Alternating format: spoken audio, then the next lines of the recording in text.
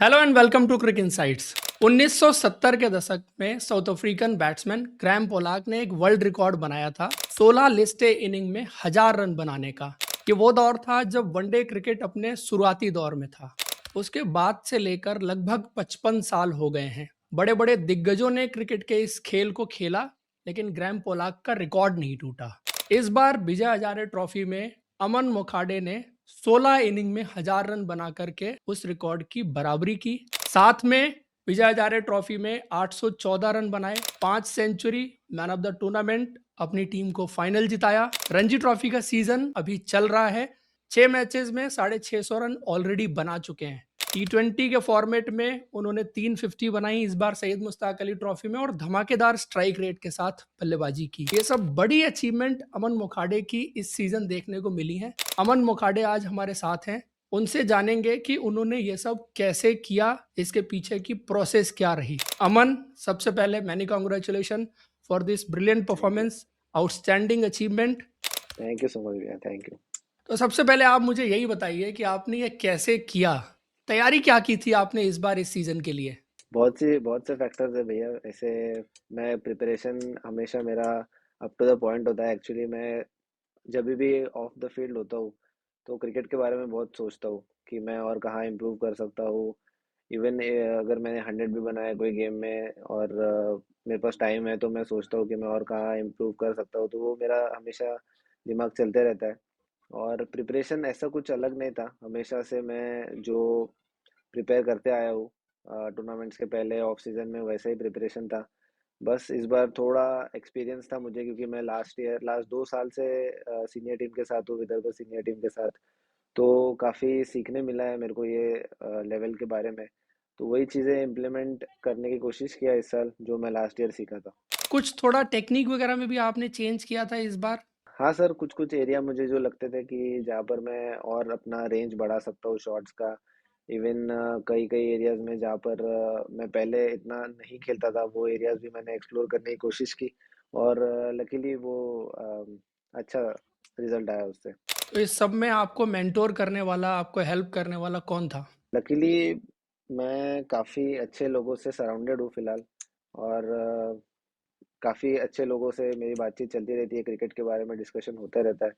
तो ऐसा कोई स्पेसिफिक नहीं है, बट कभी भी मुझे अगर बैटिंग का कुछ लगता है क्रिकेट रिलेटेड तो मैं उमेश पटवाल सर से बात करता हूँ इसके बारे में कि मैं कहाँ इम्प्रूव कर सकता हूँ, क्योंकि वो अभी मेरे साथ बचपन से है, अंडर 16 से है। तो उनको काफ़ी पता है मेरे बारे में। अ, और भी लोग हैं जो काफ़ी हेल्प करते रहते हैं, हमारे सीनियर जैसे करुण भैया को भी मैं पूछते रहता था बैटिंग का। जब भी वो विदर्भा में थे, उन्होंने जो टाइम हमारे साथ स्पेंड किया तो उनसे भी काफ़ी सीखने मिला। तो उमेश पटवाल आपके बचपन के कोच हैं, शुरू से उन्होंने आपको ट्रेंड किया है। नहीं सर, वो एक्चुअली मुंबई बेस्ड है। वो हमारे यहाँ पे अंडर 16 में आए थे 2016 में। और मैं जब क्रिकेट शुरू किया था तब नितिन कानेरे सर मेरे फर्स्ट कोच थे। मतलब मैं क्रिकेट का बेसिक उनसे सीखा हूँ जब मैं छोटा था तब से। अच्छा, आपने इस सीजन एक तो 5 सेंचुरी लगाई, फिर ये डिफरेंट डिफरेंट फॉर्मेट में अडॉप्ट करना, इसके पीछे क्या माइंडसेट रहा, कैसे? क्योंकि आज के टाइम में बड़ा डिफिकल्ट है, क्योंकि T20 की डिमांड अलग है, टेस्ट की डिमांड अलग है, वनडे के फॉर्मेट की डिमांड अलग है। तो ये कैसे अडॉप्ट करते हैं ये डिफरेंट डिफरेंट फॉर्मेट्स। राइट भैया, जैसे अपने सीजन शुरू होने के पहले हमको फिक्चर्स मिल जाते हैं, और हमेशा से मैंने देखा है कि बिटवीन सीजन अगर आप कोई टूर्नामेंट का फाइनल खेलते हो तो हार्डली आपके पास 3-4 दिन होता है स्विच करने के लिए। तो वो मिड सीजन उसका आई गेस तैयारी नहीं होता है, ऑफ सीजन में ही होता है उसका तैयारी। तो उसके लिए मैं मेंटली और टेक्निकली दोनों प्रिपेयर था।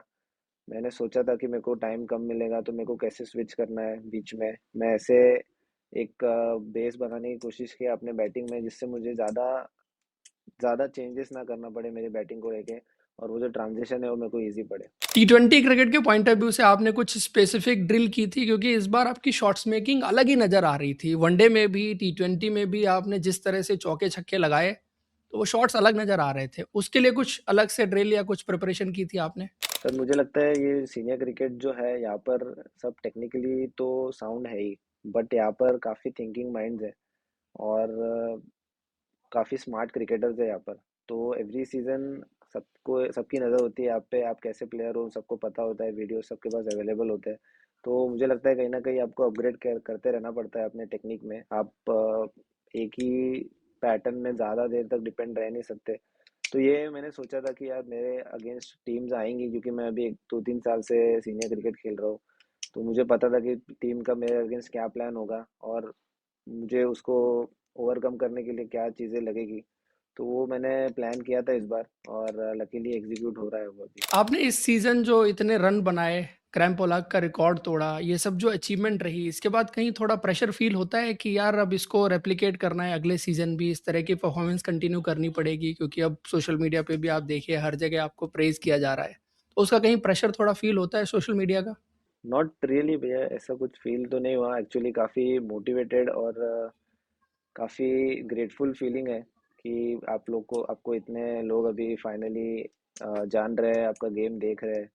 तो ऐसा जैसा प्रेशराइज फील तो नहीं हो रहा है फिलहाल। आपने अपने खेल की शुरुआत कब की थी, कैसे की थी? क्योंकि आपका जो बैकग्राउंड है, ज़्यादातर आपके फैमिली में प्रोफेसर्स, डॉक्टर्स और अच्छा एकेडमिक बैकग्राउंड है, वहाँ पर क्रिकेट का ख्याल कैसे राइट आया राइट। था? तो मेरे पापा खेलते थे क्रिकेट बचपन में, और दो फाइनेंशियली उसको आगे नहीं बढ़ा पाए। बट उनको पता था कि प्रोफेशनल क्रिकेट कैसा होता है, लाइक क्लब क्रिकेट कैसा होता है, एंड ये रणजी ट्रॉफी इंडिया क्रिकेट की जर्नी कैसी होती है। तो बचपन में मेरे घर के पास में ये ग्राउंड है, तो मतलब एकदम आगे ही है, मेरे घर से दिखता है, और वहाँ पे लोग क्रिकेट खेलते रहते थे। तो मैं भी जाता था उनके साथ खेलने। एंड जो मेरे से कुछ बड़े भैया लोग थे, वो लोग ने मतलब मेरा गेम देखा, उनको लगा कि इसको आगे परस्यू करना चाहिए क्रिकेट। तो उन्होंने एक दिन ऐसे ही मेरी मम्मी को आके बोला कि आप इसको लाइक थोड़ा डालो क्रिकेट क्लब में, वो अच्छा करेगा। फिर मम्मी ने पापा को बताया, और फिर उसके बाद मैंने 8-9 साल का था तब एक क्रिकेट क्लब ज्वाइन किया था। तो ऐसे जर्नी चालू हुई थी मेरी क्रिकेट की। तो साथ में पढ़ाई भी कर रहे थे या सिर्फ क्रिकेट? क्योंकि ज़्यादातर हम देखते हैं आज के टाइम में कि फिर दोनों चीज़ों को बैलेंस आउट करना काफ़ी मुश्किल हो जाता है। नहीं, पढ़ाई कर रहा था मैं। 10th स्टैंडर्ड में एक्चुअली मेरा 90% आया था। तो अच्छा। 10th स्टैंडर्ड तक मैं मैनेज कर पा रहा था क्रिकेट और पढ़ाई side by side. Then eventually under 16 में जब मैं था, तब सबसे मतलब तब तक का मेरा सबसे लॉन्ग टूर्नामेंट था वो, क्योंकि वो हम लोग फाइनल खेले थे, फाइनल जीते थे हम लोग। तो उसमें 2 महीने का टाइम लग गया था, और उसमें पढ़ाई का इतना और मतलब टाइम नहीं दे पा रहा था मैं। एंड लकीली वो सीज़न मेरे लिए काफ़ी अच्छा गया, सेकंड हाईएस्ट रन स्कोरर था मैं उस टूर्नामेंट में। तो फिर घर वालों को भी कहीं ना कहीं कॉन्फिडेंस आया कि इसको क्रिकेट में और अपन आगे बढ़ा सकते हैं। तो अभी आप पढ़ाई आपकी कंप्लीट हो चुकी है? अभी पोस्ट ग्रेजुएशन का एक 2 पेपर बाकी है। तो अंडर 16 का आपने जिक्र किया, आई थिंक विजय मर्चेंट था, तब आप चैंपियन बने थे। तो वो पहला ब्रेक थ्रू ईयर था या उससे पहले एज ग्रुप क्रिकेट और भी आप खेल चुके थे? अंडर 14 खेला था, और वो एक्चुअली बीसीसीआई के इसमें नहीं आता है, वो जोनल लीग होता है। तो हम्म। फर्स्ट मेजर टूर्नामेंट वही था, अंडर 16 विजय मर्चेंट ट्रॉफी। उसके बाद अंडर 19?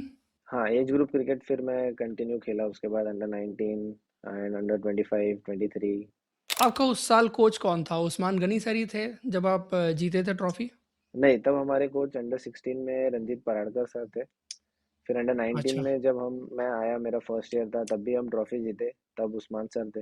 ये उस्मान सर ने इस बैच के साथ काफ़ी लंबे टाइम से वो एसोसिएट रहे हैं और लगातार हर एज ग्रुप में और यहाँ तक वो टीम को लेके आए हैं। वो तो काफ़ी उनका क्लियर होता है कि कौन से प्लेयर को खिलाना है, और उनका जो भी डिसीजन जो भी होता है, उनका हमेशा टीम के हित में ही होता है वो। मुझे लगता है कभी उन्होंने ऐसे बायस नहीं किया कि कौन प्लेयर कितना खेला है, और या फिर कौन सीनियर है कौन जूनियर है। जो भी उनको लगता है कि वो हेल्प करेगा टीम को जिताने में, तो वो उसको फुल बैक करता है। कौन सा ऐसा मोमेंट था जहां पर आपने ये रियलाइज किया कि यार अब मैं टॉप लेवल क्रिकेट खेलूंगा?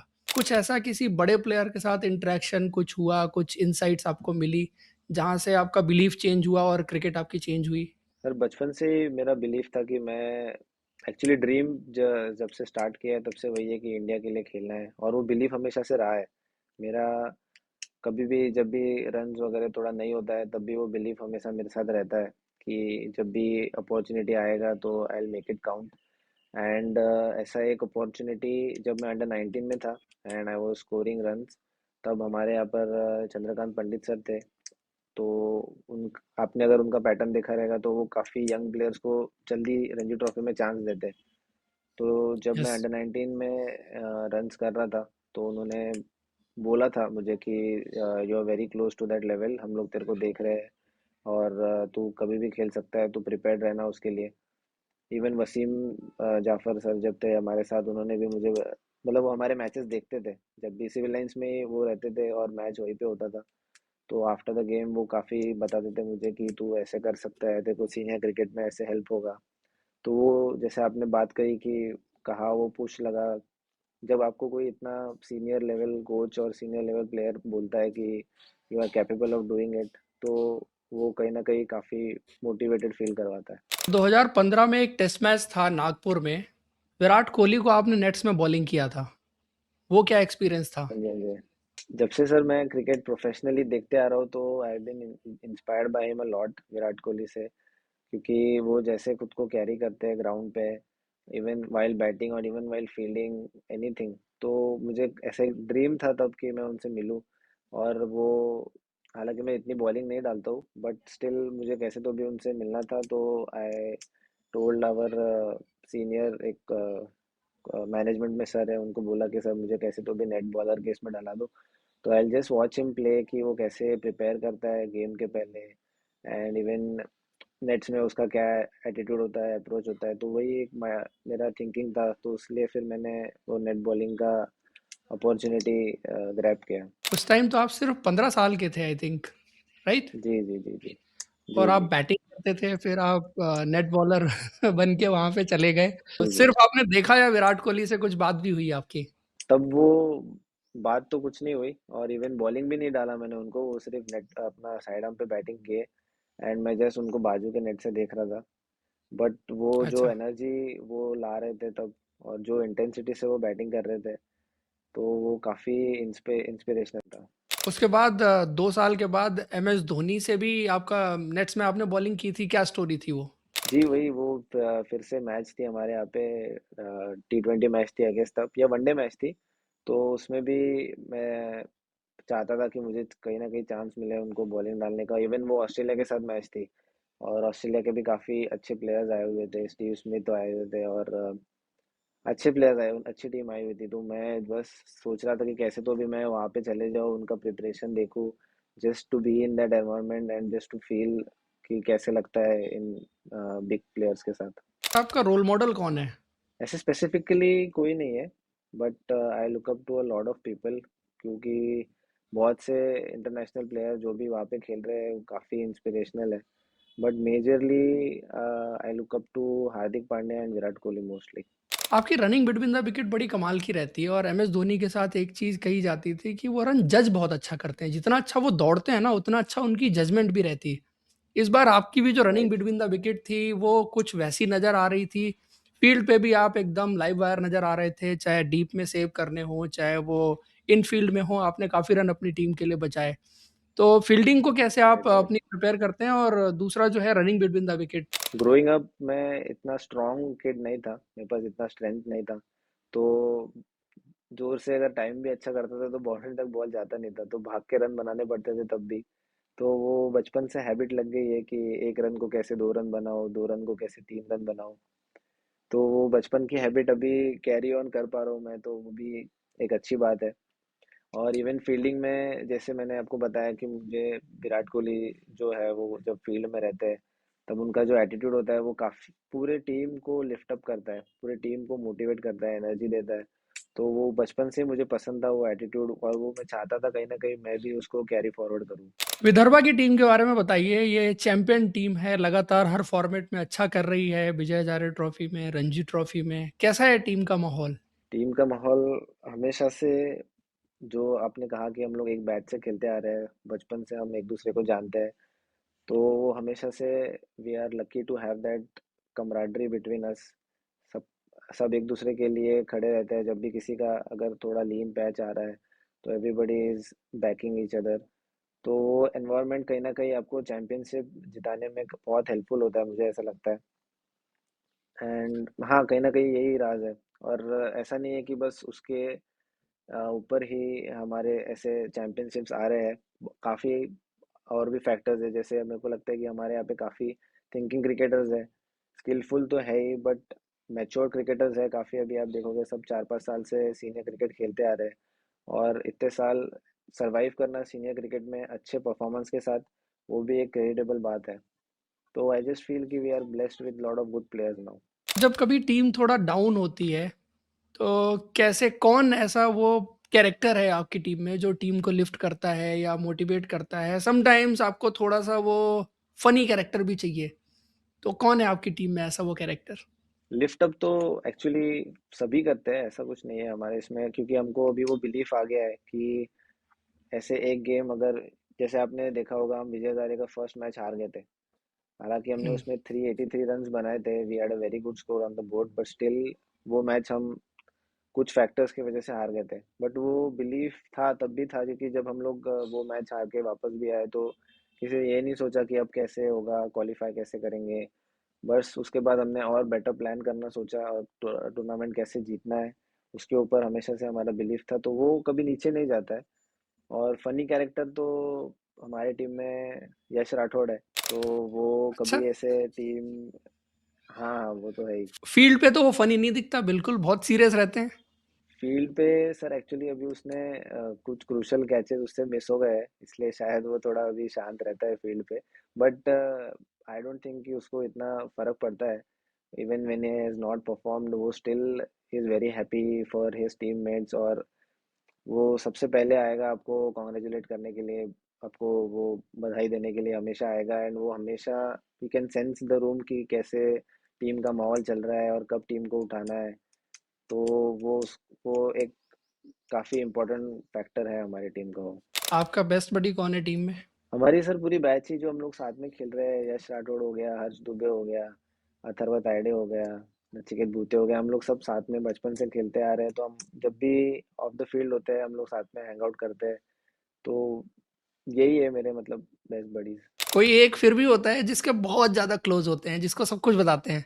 एक्चुअली सर ये चारों पांचों लोग हम लोग सब डिस्कस करते हैं, even the tiniest of detail हम लोग डिस्कस करते हैं जब हम लोग एकदम मूड में होते हैं। जैसे मैच के बाद थक के बैठ गए एक बार, तो 2-3 घंटा बातों बातों में सबकी डिटेल निकल ही जाती है। इस बार आईपीएल का ट्रायल भी दिया था आपने किसी टीम का? कहीं से बुलावा आया था आपको? नहीं भैया, सच नहीं आया था, क्योंकि हम लोग मिड सीजन भी थे तब। ट्रायल्स की कॉल आ रही थी, बट हमारे मैचेस चल रहे थे तो जा नहीं पाया उधर। वैसे अगर आपको आईपीएल में मौका मिले खेलने का तो कौन सी टीम है आपकी फेवरेट है जिससे आप खेलना चाहेंगे? कोई भी सर, ऐसा कुछ है नहीं, आईपीएल खेलना ही एक बहुत बड़ी बात है I feel. But fan wise ऐसे मैं जब मैं क्रिकेट आईपीएल जब चालू हुआ था तो I been a CSK fan from day one. इस बार डोमेस्टिक के सीजन में आपके लिए सबसे मुश्किल बॉलर कौन था जो आपको थोड़ा बहुत चैलेंज करके गया? बंगाल से हमारा मैच था, इवन जब हम लोग ईरानी ट्रॉफी खेलते थे, तो आकाशदीप जो है, आकाश भैया जो बॉलर है, वो मुझे काफ़ी स्किलफुल लगते हैं। और उनको मैं 2 बार फेस किया, और बहुत मज़ा आया उनको खेलने में। मतलब थोड़ा सा डिफरेंस मुझे वो फील हो रहा था कि इंटरनेशनल बॉलर और डोमेस्टिक बॉलर का वहाँ डिफरेंस फील हो रहा था, क्योंकि उन्होंने मुझे आई फील 1-2 ओवर में रीड कर लिया था कि मेरे शॉट्स कहाँ पर है, मैं कहाँ पे ज़्यादा स्ट्रांग हूँ। और वो मुझे इजीली कोई भी बॉल दे नहीं रहे थे ऐसे रन स्कोर करने के लिए। तो उनको खेलने में काफ़ी मज़ा आया। आपने 5 सेंचुरी विजय हजारे ट्रॉफी में बनाई है, आपकी फेवरेट कौन सी है? वैसे तो सारी इंपॉर्टेंट हैं और तीन तो बड़ी बड़ी सेंचुरी थी 150 रन के आसपास की, बट आपकी फेवरेट कौन सी है? It has to be Karnataka वाला इनिंग्स, क्योंकि वो इनिंग काफ़ी ज़रूरी था, क्योंकि हमारा चैलेंजिंग विकेट पे मैच था वो सेमीफाइनल। एक्चुअली, सेमीफाइनल जो था। और उन्होंने स्कोर भी अच्छा 300 के अराउंड बनाया था, और अराउंड फर्स्ट या सेकंड ओवर में we lost our premium batter Atharva. तो वो रिस्पॉन्सिबिलिटी काफ़ी मेरे ऊपर थी। और उनका बॉलिंग अटैक भी काफ़ी अच्छा था, everybody was very experienced. Even जो मयंक अग्रवाल और करुण नायर जो प्रेजेंस फील्ड पे करा रहे थे, जो प्रेशर वो बना रहे थे, वो भी काफ़ी चैलेंजिंग था। तो I feel that is inning which is close to my heart. उस इनिंग का थोड़ा माइंडसेट भी बताइए क्योंकि अंडर प्रेशर आप आ गए थे, 2 जल्दी विकेट गिर गए थे। फिर क्या प्लानिंग थी? Right. कैसे अप्रोच किया आपने उस इनिंग को? क्योंकि वो इनिंग एक्चुअल में एक मास्टर क्लास थी। तो लकीली सर वो इनिंग में हमारा सेकंड बॉलिंग था। विकेट का मुझे थोड़ा आइडिया आ गया था क्योंकि हमारा सेकंड बॉलिंग था। तो मैं वही सोच रहा था जब हमारी बॉलिंग चल रही थी कि ये विकेट पे कैसे अप्रोच करना है, कैसे कौन से शॉट्स इस पे बेटर रहेंगे। तो whatever I saw on that wicket की न्यू बॉल पे रन्स करना थोड़ा मुश्किल था क्योंकि देवदत्त भी इतने अच्छे फॉर्म में था but he was playing on 1 run off 20 balls. Then Karun भैया भी इतने अच्छे फॉर्म में थे, he was also playing 25 balls 1 run. तो वो तो थोड़ा ऑब्वियस था कि न्यू बॉल पे रन्स करना इतना इजी नहीं है, बट उन दोनों से मैंने ये चीज़ सीखी कि अगर आप पावर प्ले खेल लो थोड़ा अच्छा बैटिंग करके तो रन्स आप बाद में मेकअप कर सकते हो। तो वही मेरा प्लान था कि जब भी हमारी बैटिंग आएगी अगर बॉल थोड़ा मूव होगा तो I will just see off the new ball और and play proper cricketing shots, technical shots, जिस अगर उसमें रन आता है तो ठीक है, वरना आई नो कि मेरे पास वो कैपेबिलिटी है कि मैं अगर पावर प्ले के बाद पूरा अगर खेल लूंगा तो मैं मैच जिता दूंगा। इनिशियली तो आपका जो रन बॉल से भी कम पे खेल रहे थे, बट एक्सेलरेट कैसे राइट राइट करते राइट। हैं आप? मतलब कोई बॉलर पिक करते हैं, कैसे आप एक्सेलरेट कैसे करते हैं? एक्सेलरेशन का प्रोसेस क्या रहता है? क्योंकि आपका एक्सेलरेशन भी हर इनिंग में बहुत कमाल का रहता है। जैसे-जैसे रन बनते जाते हैं, आप ज़बरदस्त तरीके से एक्सेलरेट करते हैं। राइट, जनरली ये टूर्नामेंट में मैं फर्स्ट ओवर से ही चार्ज कर रहा था बॉलर्स पे, बट वहाँ पे जो कर्नाटक वाली इनिंग्स थी उसमें इतना इजी नहीं था न्यू बॉल पे उतना रन्स करना। तो वो प्लान वाइज ही होता है कि कब थोड़ा शॉट्स मारना इजी है, कौन से बॉलर को आप कब टारगेट कर सकते हो, क्योंकि वो भी आपको कैलकुलेट करना होता है क्योंकि 50 over I feel is a big game. आप 2-3 ओवर अगर देख भी लो अगर बॉलर्स के तो आपके पास और टाइम है क्योंकि टाइम फैक्टर काफ़ी ज़्यादा है 50 ओवर्स में। तो वो सब प्लानिंग होता है, विकेट के अकॉर्डिंग होता है, सिचुएशन के अकॉर्डिंग होता है। तो वही प्लान किया मैं कि जब मैं 10 ओवर के बाद काफ़ी व्हेनेवर आई फील कि अभी I can take on the bowler, I am timing the ball well, तो फिर उसके बाद मैं अपने शॉट्स खेलता हूँ। उस जीत के बाद और चैंपियनशिप जीतने के बाद कैसे सेलिब्रेट किया आपने और आपकी टीम ने? सेलिब्रेशन तो आपने देखा ही रहेगा। एक्चुअली हम लोग इतना अनफॉर्चुनेटली सेलिब्रेट नहीं कर पाए क्योंकि हमको next day Ranji trophy match के लिए निकलना था, बट मेंटली और ऐसे emotionally we were very happy. Ranji trophy का सीज़न अभी चल रहा है, आप 650 रन ऑलरेडी बना चुके हैं।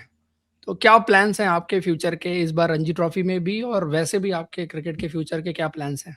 जैसे मैंने आपको बताया कि फ्रॉम डे वन जब मैंने क्रिकेट प्रोफेशनली खेलना चालू किया तो goal has been simple, to play for the country, to do well for the country. और रणजी ट्रॉफी के प्लान्स या इवन कोई भी टूर्नामेंट के plans I don't think way too much ahead, क्योंकि I think that works for me कि मैं one game at a time जाऊँ, व्हाटएवर द गेम इज मैं उसके अकॉर्डिंग प्रिपेयर करता हूँ and I just want to give 100% in every game that I play. Indian cricket में एक बात कही जाती है जिसको कहते हैं, राहुल द्रविड़ ने एक्चुअली इस बात को कहा कि make it double. I will tell you कि मेक इट डबल, और इसी तरह से आप जो है वो परफॉर्मेंस करते रहिए और हमें एंटरटेन करते रहिए। बहुत शुक्रिया आपका टाइम देने के लिए, इस इंटरव्यू के लिए। Thank you. Thank you so much भैया, थैंक यू सो मच।